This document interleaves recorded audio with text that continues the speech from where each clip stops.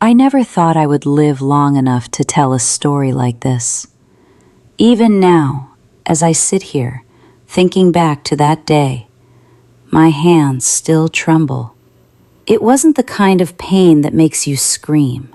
No, it was the kind that sinks quietly into your bones. The kind you carry like a shadow, one heartbeat after another. You know, some wounds don't bleed. They don't bruise the skin. They just stay there, deep, under the ribs, like a pebble in the heart that never dissolves. And my wound started the day I heard my own son, my only son, tell me I had no right to be present when my grandchild came into this world. I remember the room was warm that evening, soft yellow light, scent of lavender from the humidifier, the kind of peace that makes you feel safe. But peace can be fragile, can't it? Like thin glass, just one word, just one sentence, and it shatters into pieces that cut deeper than any knife. I was folding tiny baby clothes, little socks no bigger than my thumb, soft cotton shirts in baby blue. I held each one like it was something sacred, like a grandmother preparing to welcome a miracle. And then I heard footsteps in the hallway, slow, heavy, hesitant, like someone rehearsing what they were about to say. That was the first moment I felt it. Not sadness, not anger, but a quiet ripple of fear, like cold fingers touching the back of my neck. My son stood in the doorway, avoiding my eyes. His voice was strangely flat. "Mom, the hospital has rules," he began. I smiled, foolishly, thinking he was just nervous. My son was about to become a father. Of course he would be anxious. "So only immediate family can be inside," he continued. Immediate family. 3 words. Simple, harmless for anyone else. But when he said them, he didn't look at me. He looked past me, as if the air behind me was more deserving of his eyes than I was. I laughed softly, trying to lighten the moment. "I am immediate family, my child." But his next sentence still rings in my ears. "Only real family stays. Mom, you should wait outside." Real family. Not me.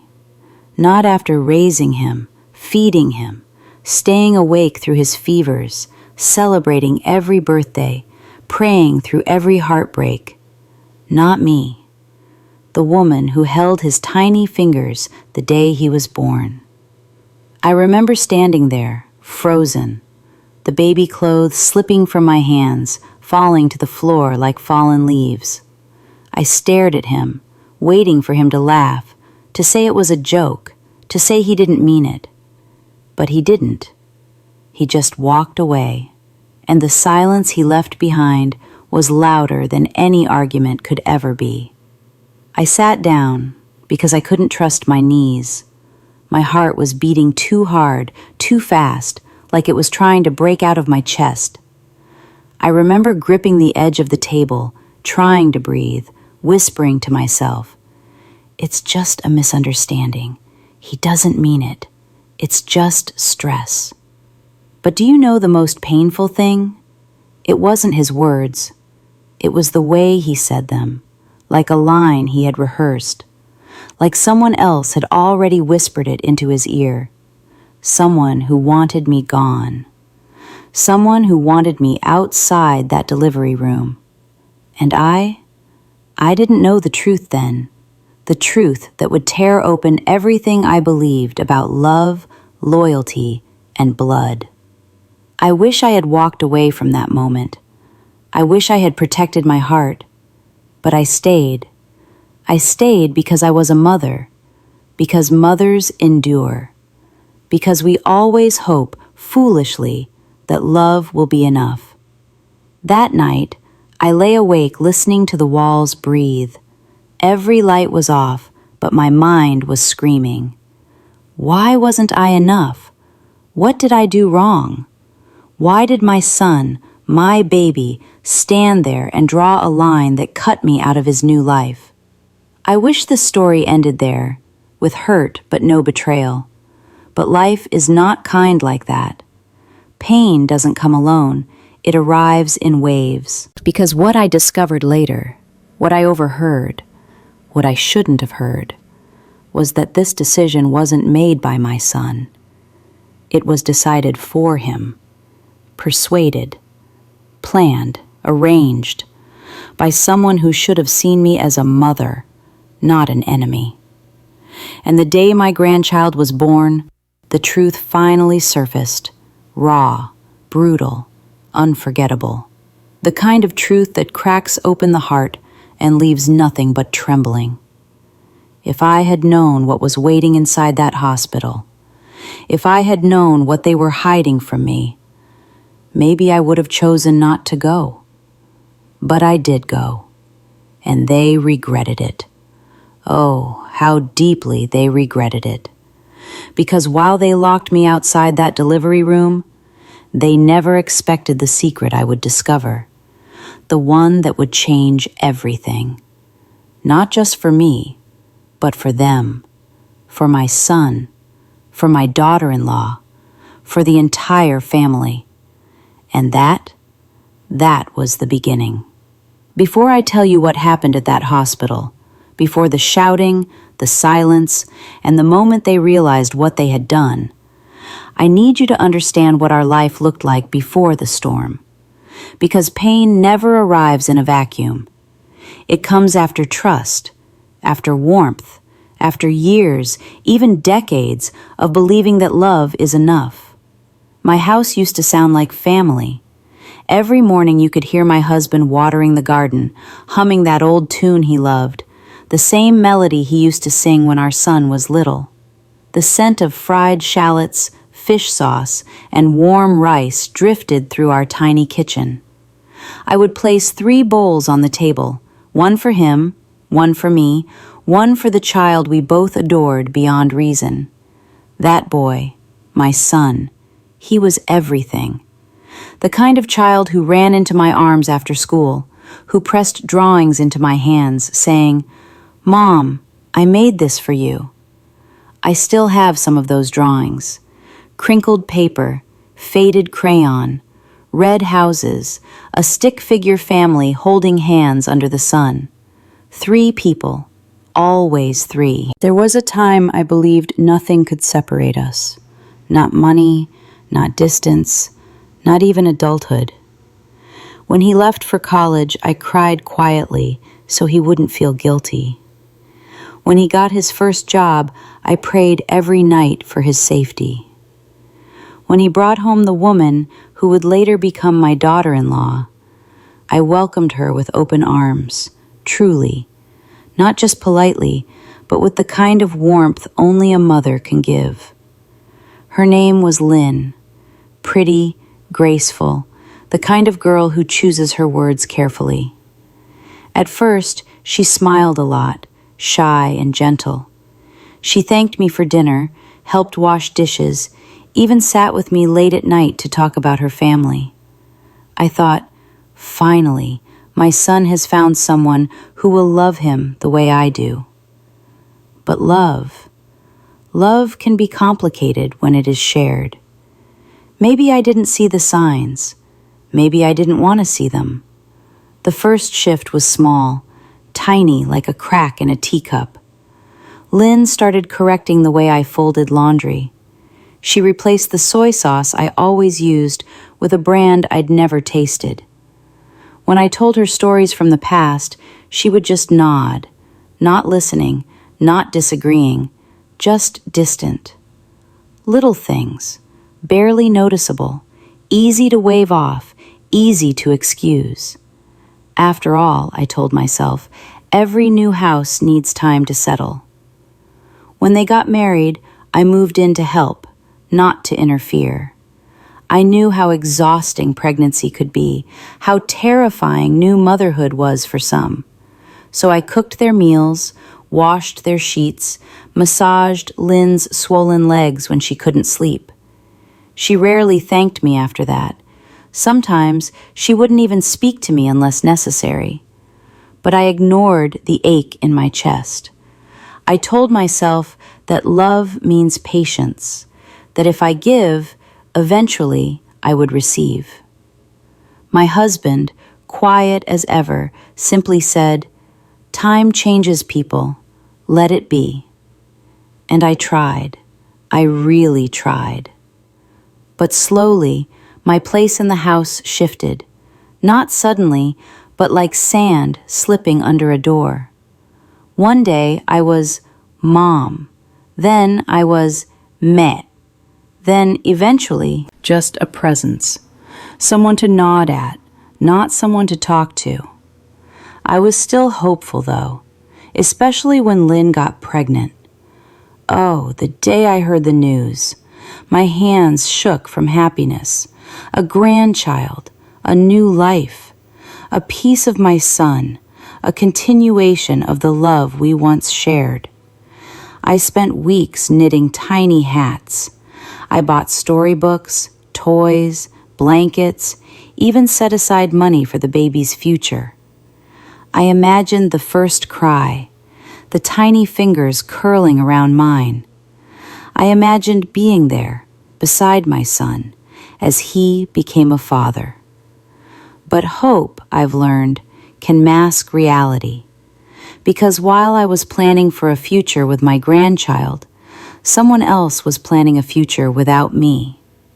It started with whispers behind closed doors, conversations that stopped when I entered the room, phone calls that ended too quickly, followed by awkward silence. And then, the distance. Lynn no longer looked at me when I spoke. My son no longer asked me how I was. Dinner turned into 3 people eating separately in 3 different corners of the house. One evening, I overheard Lynn say softly, almost too softly, "I don't want drama at the delivery. I want peace." Peace. The word echoed like thunder inside my chest. Was I the drama she feared? Was I the storm she wanted to avoid? I told myself, again, that I was imagining things, that hormones, stress, and nerves were clouding her behavior, that love eventually would soften everything. For months, I lived between hope and doubt. Some mornings, Lynn would smile politely and say, "Good morning." Other days, she would pass me like I was invisible. But I held on, because I believed I would be there when life arrived. I believed no one could take away a grandmother's right. Until that evening, the one I told you about earlier, when my son stood in the doorway, eyes averted, voice cold with decision. "Only real family stays." That was the sentence that began to unravel everything. But let me tell you something the world rarely admits. Betrayal never comes from enemies. It comes from the people you raised, the people you trust, the people you would give your last breath for. I didn't know then that Lynn had already planned who would be in the delivery room, who would hold the baby first, who would take photos, who would cry, who would share that moment. And I wasn't on that list. Not even after all the sacrifices, not even after all the years, not even after loving my son with every fiber of my being. And yet, despite everything, I still went to the hospital. Because when you are a mother, especially a mother who has loved deeply, you go even when you're unwelcome. You stand where they tell you to stand. You wait where they tell you to wait.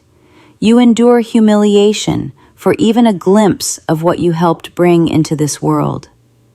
But what I saw at the hospital, what I heard, what I discovered, was something none of them expected me to know. Something that changed the story, something they will never forget. And that moment, when I stood outside the delivery room, became the turning point of everything.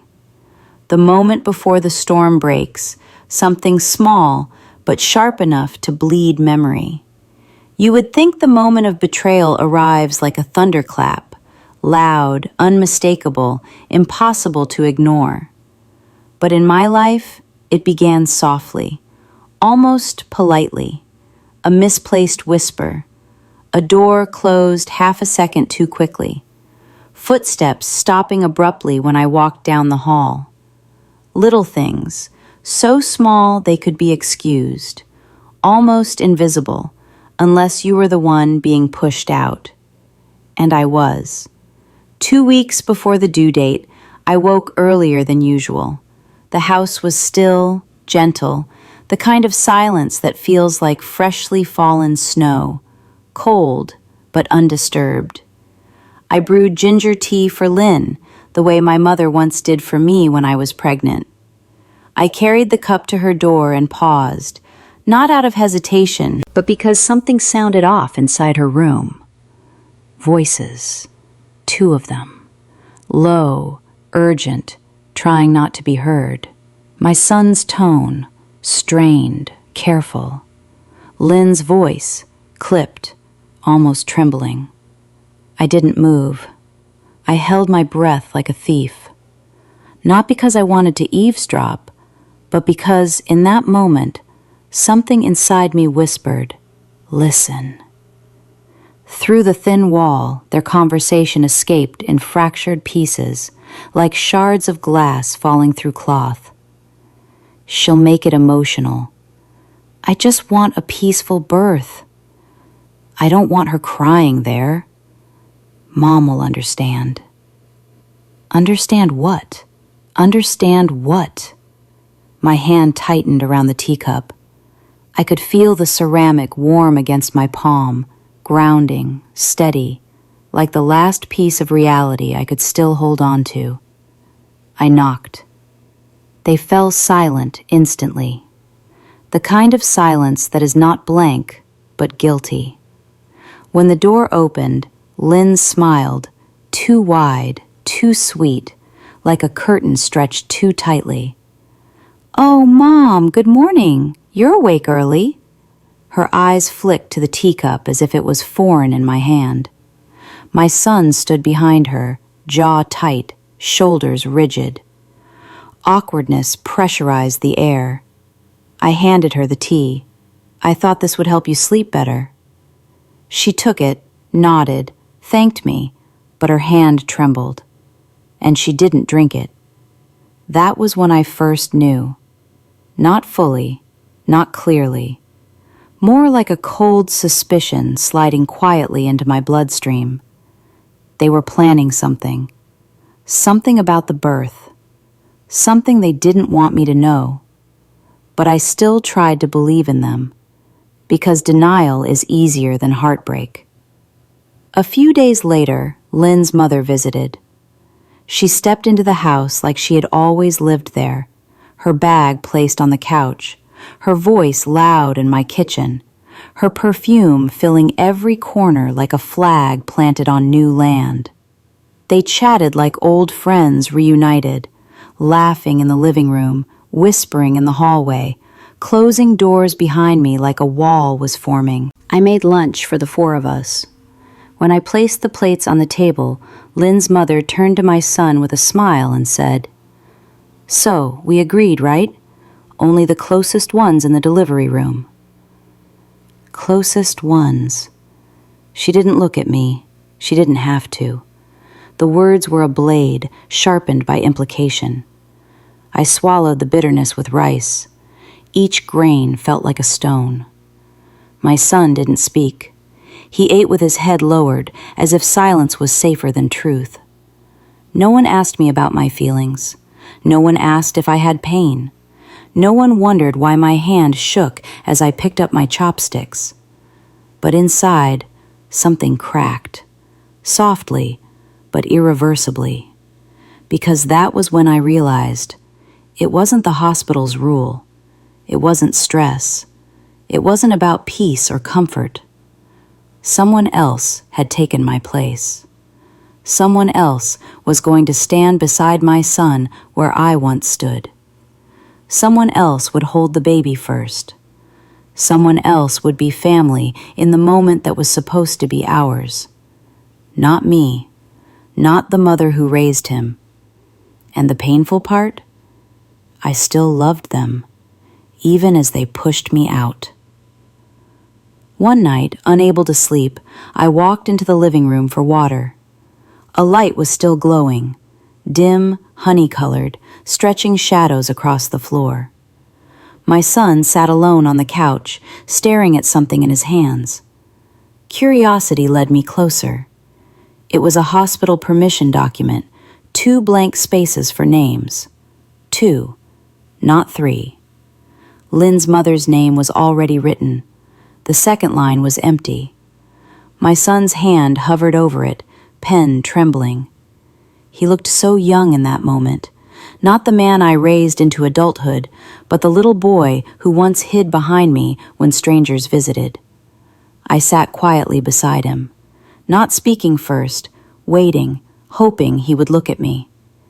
After a long silence, he whispered, "Mom, please don't be upset." And I felt my heart split, because he already knew. He knew what was being taken from me. He knew it mattered. He knew I would hurt. But he didn't stop it. I closed my eyes, just for a moment. I inhaled memories, birthdays, scraped knees, school report cards, bedtime stories, and exhaled pain I didn't know how to hold. "I just want to see my grandchild," I whispered. His voice broke. I know, Mom." But he didn't offer the pen. He didn't ask me to write my name. He didn't fight for me. And sometimes the absence of action is the loudest betrayal of all. Still, I stayed gentle. Still, I hoped. Because a mother's love is stubborn, painful in its persistence, foolish in its loyalty. I told myself, maybe on the day of birth they will call me in. Maybe they will see my face through the glass and remember who I am. Maybe love will return when life does. And with that fragile hope, I prepared myself for the hospital. For a moment that I believed would heal everything. But instead, that day became the sharp turning point of my life. Because what happened inside that hospital, what they didn't expect me to hear, what they didn't want me to know, revealed the truth behind everything.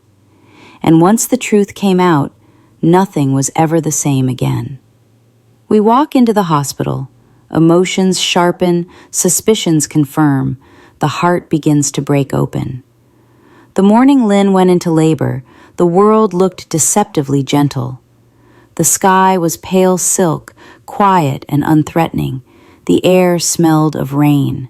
Nothing, not even the clouds, hinted at what was coming. I remember the moment the contraction hit her, sharp, sudden.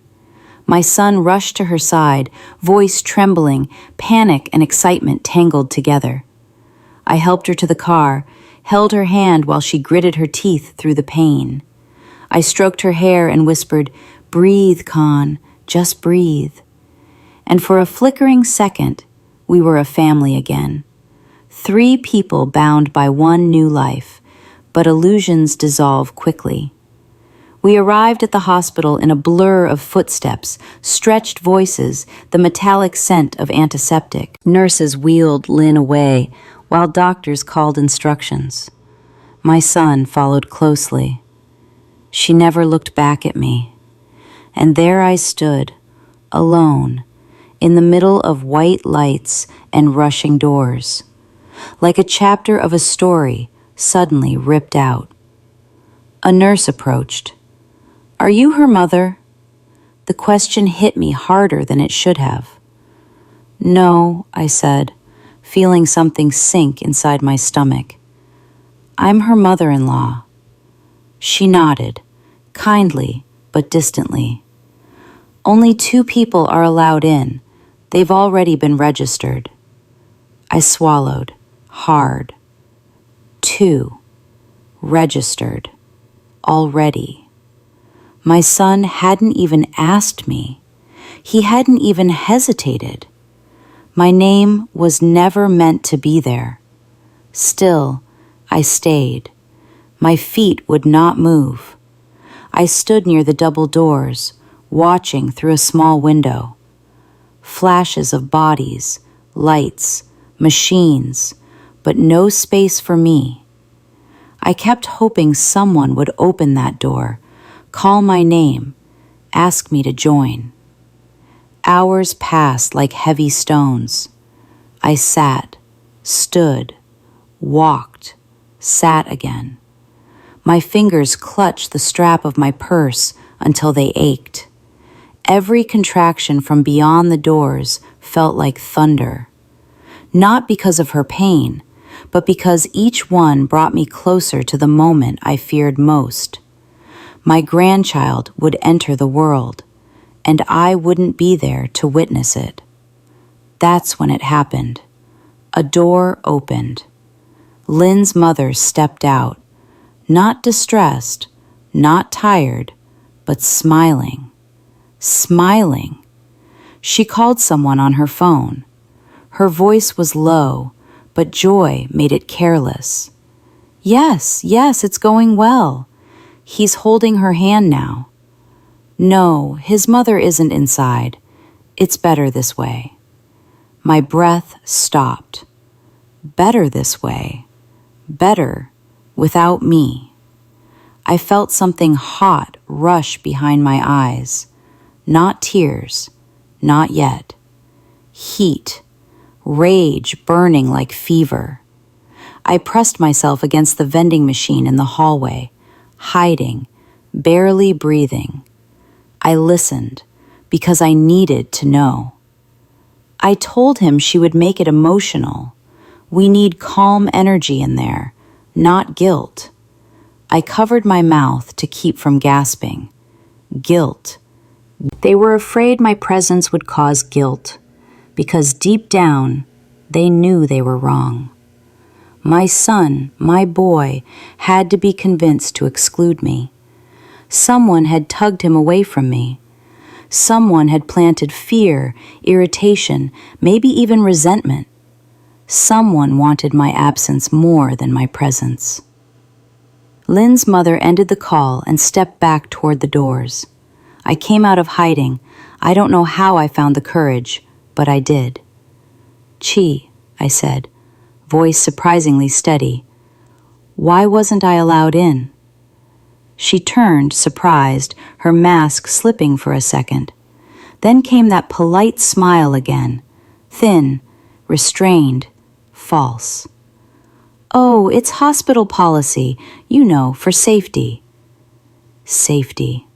The word tasted like iron and lies. I asked again, quiet, firm. "And why was this decided without me?" Her eyes flashed, not compassion, but irritation. Sometimes older people are too emotional. We need positive energy. You understand, right? Older people, emotional, not wanted. She didn't say it, but she didn't have to. Her tone carved every meaning sharp as a knife. I stood frozen, spine stiffening with humiliation. She pushed through the doors again, leaving me in the hallway with the smell of disinfectant and the sound of my own heart breaking. Time became unrecognizable. Minutes stretched into something like hours, maybe years. My body sat on that hospital bench, but my mind wandered through decades. Every birthday cake I baked, every fever I stayed awake for, every tear I wiped from my child's eyes. Did any of it matter now?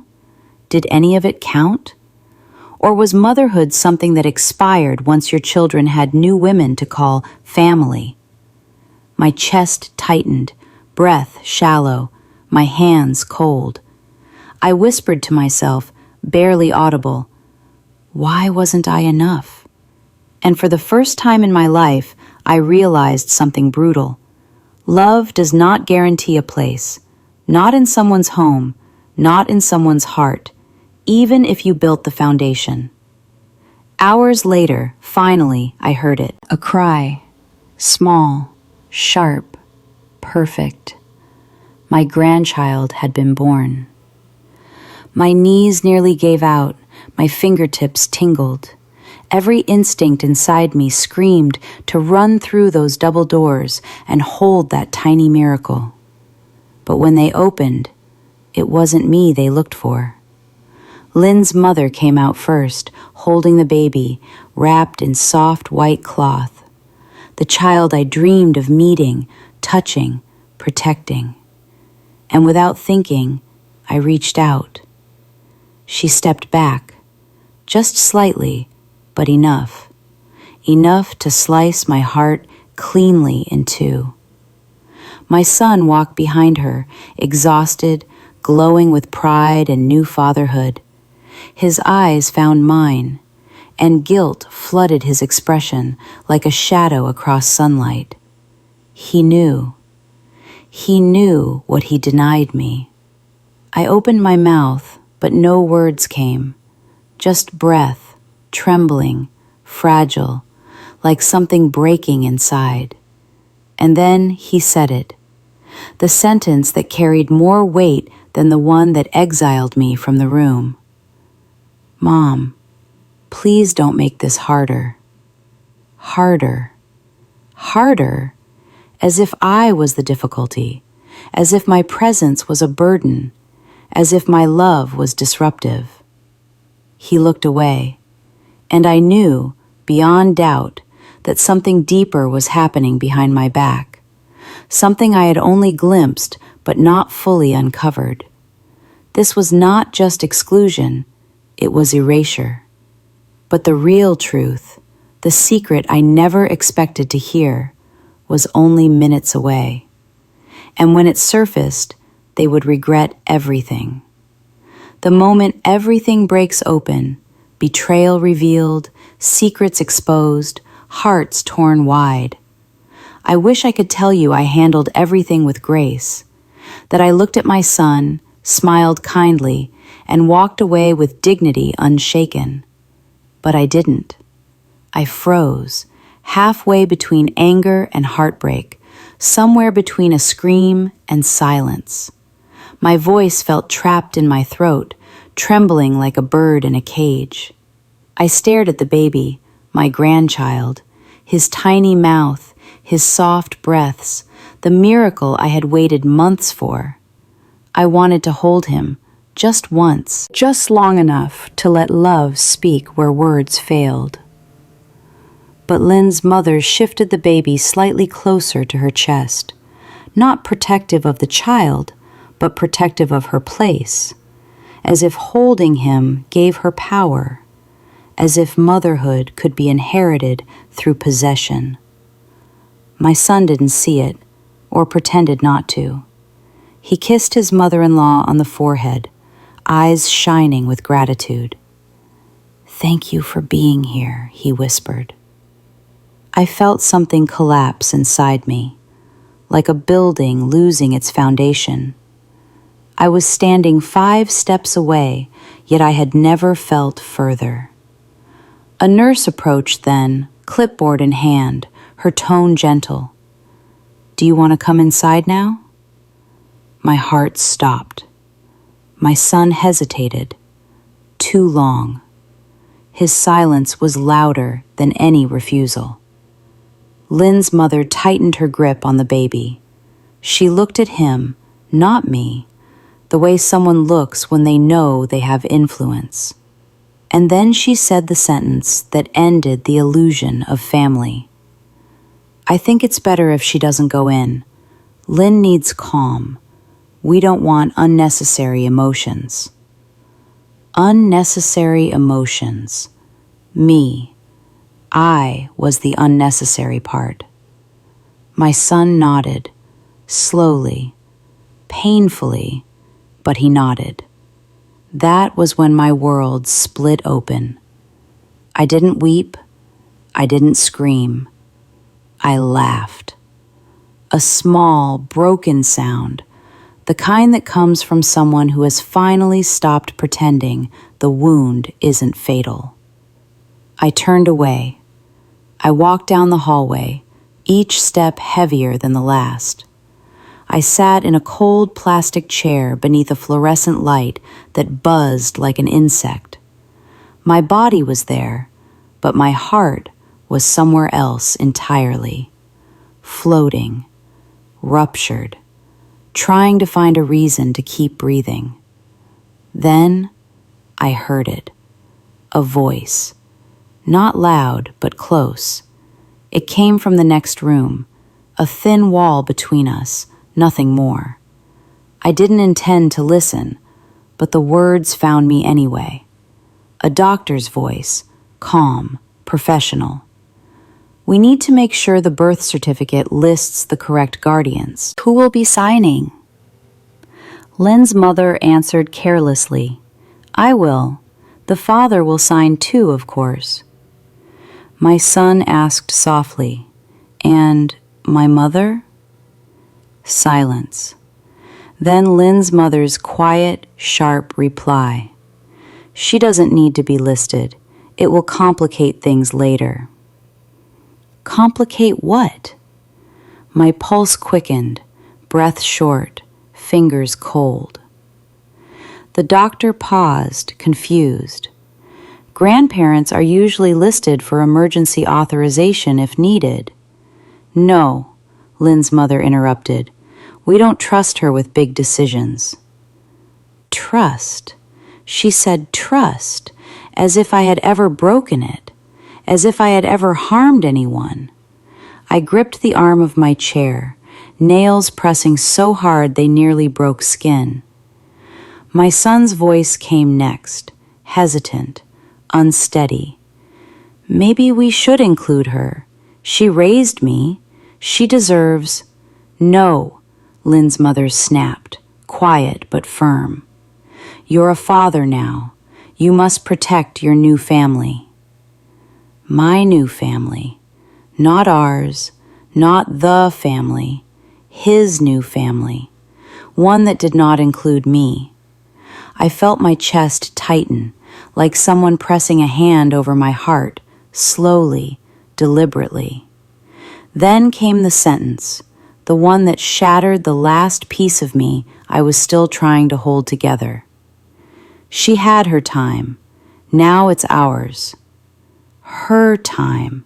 Past tense. I was history, not mother. Memory, not blood. A chapter already closed. Something inside me broke, not softly this time, but violently, like glass exploding outward. Tears came, hot, uncontrollable, not because they excluded me, but because they replaced me. And my son, my child, the boy I raised with every breath I had, let them. He didn't fight. He didn't object. He lowered his head and agreed. Pain like that doesn't stay contained. It spills into the bones, into the lungs, into the voice. I stood up, not slowly, but with sudden purpose. Something inside me sharpened. Something that had been soft for too long finally grew a spine. I walked down the hall, turned the corner, and stood where everyone could see me.